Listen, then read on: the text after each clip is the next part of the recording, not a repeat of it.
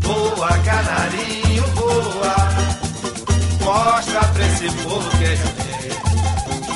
Voa, canarinho, voa, mostra lá na França o que eu já sei. A imprensa voltou seus olhares e vozes ao estádio Vivaldo Lima.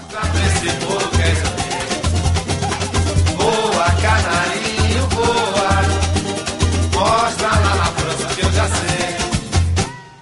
Verde, amarelo, azul e branco, forma o quadrilho. O rádio naquela época ele tem uma importância, teve uma importância fundamental, veja você, além de ser um instrumento de transmissão, de cultura, de informação, conhecimento, entretenimento, o rádio cumpria uma tarefa social das mais relevantes, que era substituir o sistema oficial de comunicação, que é os Correios. O rádio daquele tempo tinha, entre tantos outros programas, as famosas mensagens para o interior.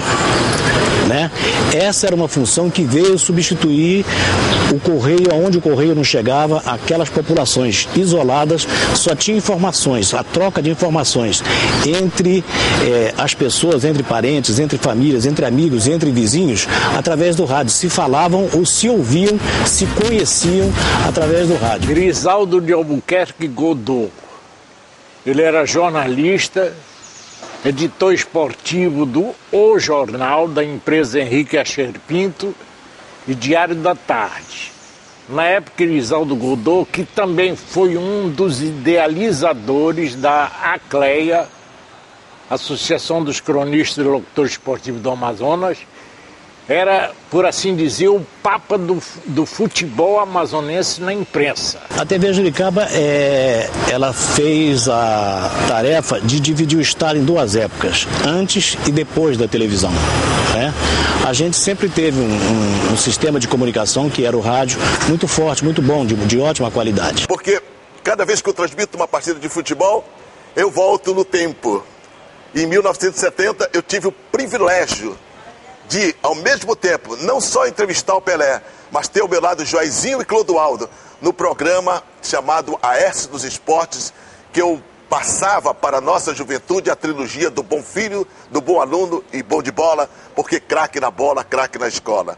Anos se passaram. Juventudes, né, que cresceram e que hoje estão no poder e que me deixam grande alegria. Isso é vida. E, evidentemente, que vem aquela velha história do Belchior, que diz que há homens que trabalham um dia e são bons. Há homens que trabalham anos, são melhores. Há homens que trabalham muito e são admirados. Mas há homens que trabalham a vida toda, esses são imprescindíveis. É com essas palavras que eu quero homenagear toda essa geração que fez com que o estádio Vivaldo Lima se tornasse palco das grandes emoções.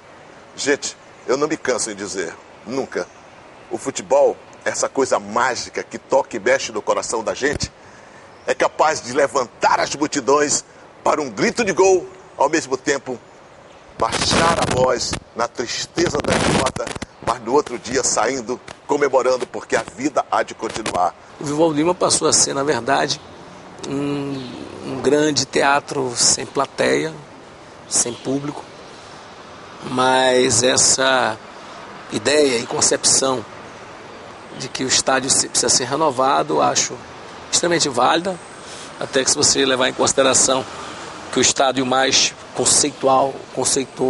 conceituado do mundo, que é o Wembley na Inglaterra, foi totalmente modificado, modernizado. Eu acho que o Vivaldo Lima merece isso. Merece um reânimo, uma nova energia, e pode ser com isso a gente resgate o nosso futebol. Esse é o nosso grande patrimônio. Mais do que o futebol jogado, o templo do futebol da Amazônia, e eu tenho certeza que voltaremos aos áureos tempos do nosso futebol. Parece que o destino estava me acompanhando. E parece que o destino vai me reservar mais um momento. Em 1995, depois do sucesso da trajetória do estádio Vivaldo Lima, eu tive a satisfação, como amazonense, de servir pela primeira vez na minha vida a um governo. E o governador amazonino mesmo me convidou para dizer, olha, nós temos que restaurar o estádio Vivaldo Lima. Ele não pode ser esse monumento inacabado. Depois de tantas glórias, de tantos momentos, de tantos instantes de satisfação para todos nós, e que o Brasil tinha como referência aqui no extremo norte do país, não pode continuar assim. E aí foi uma luta tremenda. Saí correndo para a Confederação Brasileira, conversei com o presidente da Confederação e ele disse, olha, o último jogo da Seleção Brasileira é novembro. Então foi exatamente essa data e aí ergueu-se esse estádio. O novo estádio Vivaldo Lima, reformulado. Eu nunca me esqueço que parece que a história me coloca sempre.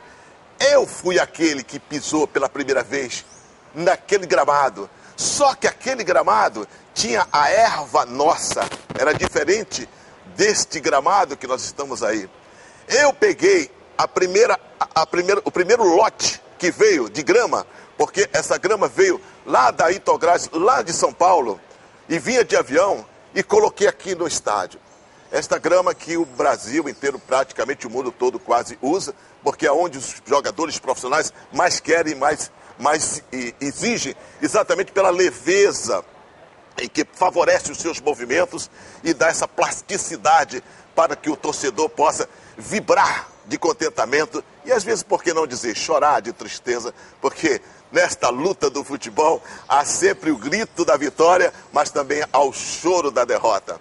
Meus amigos, eu falo com o coração aberto. Em 95 ele foi finalmente concluído, em toda a sua extensão da palavra, todas as cobertas, foi colocar as cadeiras e tal. Então o Vivaldo Lima passou a ser um estádio completo, que na época foi chamado de Colosso no Norte, foi chamado de Tartarugão, teve muitos nomes que o público chamava. Vivaldo Palma Lima, médico formado pela Faculdade de Medicina da Bahia, ele era baiano de nascimento, veio para Manaus, aqui trabalhar, foi sempre dedicado ao esporte, pertencia ao Nacional Futebol Clube.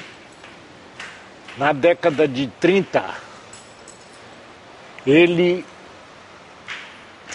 foi um dos fundadores do Fast Clube, que está para completar já uns 50 anos.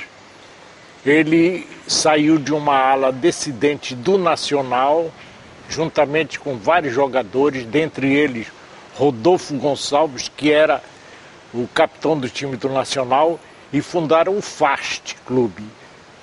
E ele tornou-se o primeiro presidente do Fast. Era um cidadão muito dedicado à pobreza, dava consultas de graça numa antiga farmácia Barreira, na Avenida Eduardo Ribeiro, e muito amigo do ex-governador Plínio Ramos Coelho.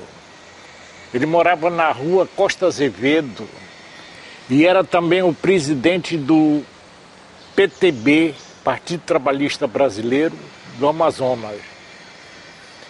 Era um cidadão muito, muito humilde, pobre. Eu cheguei a conhecê-lo, ainda médico. E ele foi, por isso, homenageado pelo governador Plínio Coelho com o nome de Vivaldo Lima. O Amazonas e o Brasil viveram o auge do futebol no campo do Vivaldão.